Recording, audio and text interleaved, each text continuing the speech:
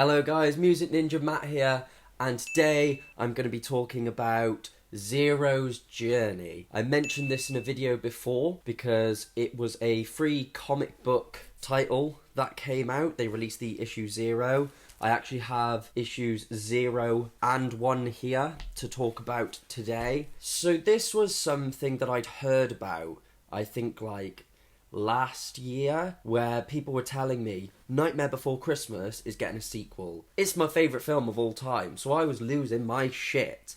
Then, of course, people explained, well, it's getting a sequel, but it's in the form of a comic book. So I was like, okay, and I just sort of forgot about it. And even when I saw this on the free comic book day list, I just was like, oh, I think it's going to be something cheesy, something I'm not going to like. So I didn't think about it. And then I went to pick up my weeklies and saw this on the shelf. And I thought, you know what, I'll Google it. And then everyone was like, no, this was the sequel that they were on about. This is what everyone's been waiting for. So I picked up issue 1. I eBayed the issue 0 because I really wanted it. And yeah, I've had a chance to read both. So we've got DJ Milky writing the story. We've got Kai Ishiyama on art, David Hutchison on inks, and Dan Connor on colours. It's worth mentioning this is done by Tokyo Pop, which is actually a publisher I had never heard of, but apparently they do a lot of Disney stuff. The art is amazing, and I mean beyond amazing. It perfectly captures Nightmare Before Christmas. The character designs, the familiar scenes that we see, all of it, the art is spectacular. And straight away, before having read anything, I had a huge smile on my face because I was like, okay, these guys know what they're doing. We see Jack is working on a portal, and in actual fact, it looks like the portal is going to give him better access to all the holidays across the world. So it's similar to the forest, but I think this is like a fast travel system that he's got going on. But he's actually struggling with it. He's tweaking it, trying to make it work. He's stressing out. He's got the mayor calling him, being like, Jack, have you done it yet? And he's just like, no. One thing I really love that they do in this book as well is the overuse of sounds for Zero. Zero doesn't have any dialogue, and he's the main character. But they put in all these little sort of noises, and it's stylized differently, and it lets you know what he's doing, what he's saying, without having any dialogue. It's very clever. All Zero wants to do is play a game of fetch, and we see that Jack is still massively stressed, but he lightens up and he starts playing with Zero, and Jack actually ends up falling, knocking the controls for his portal and opening up a Halloween portal, which Zero goes through, which isn't a huge problem. He's still in Halloween Town, but he ends up at the forest, at the circle, and the Christmas door actually ends up opening and Zero goes inside. We also get to see the hill. There's just like one panel that's got the hill in, and I'm like, oh, that iconic imagery just there as Zero's sort of going through Halloween Town was awesome. This issue 0 was really important. It's one of those things where actually, if you start reading issue 1 without it, you're going to be like, I don't understand what's happened. So it is very important to pick it up.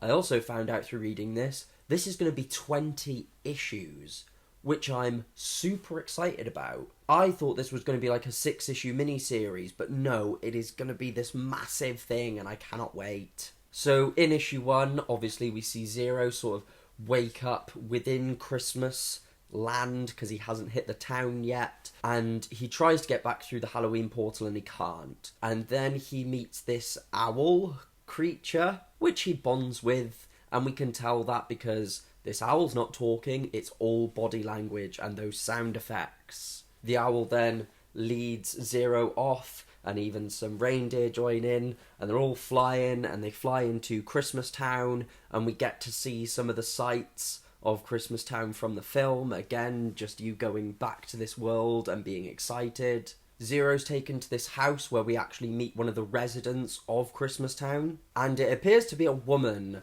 that could be an elf or could be Mrs. Claus. We don't know.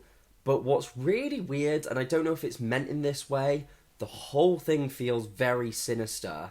this owl character, this resident we're introduced to, it all just feels very weird. But this Christmas Town resident takes care of Zero, gives him something to drink, and sort of settles him down. And then the owl character, whose name is Howley, brings over the Christmas book, and she's like, read through this with me and you'll learn about our traditions. And then the issue ends. So in each issue, not a lot happens, and the characters don't really have dialogue, so there's more art to sort of show how they're feeling, but I really don't mind. It's going to be 20 issues, it's going to be this big sprawling thing. Just the art alone makes me happy reading this, let alone all the tiny little details. You just very much get the feeling from reading it that the people working on it really know and love this world, and I'm just super happy that I picked this up. Because I thought it was going to be something very cheesy,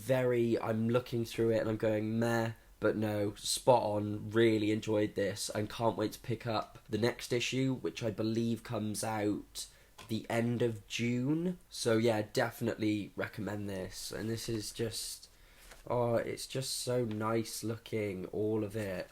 Look at it.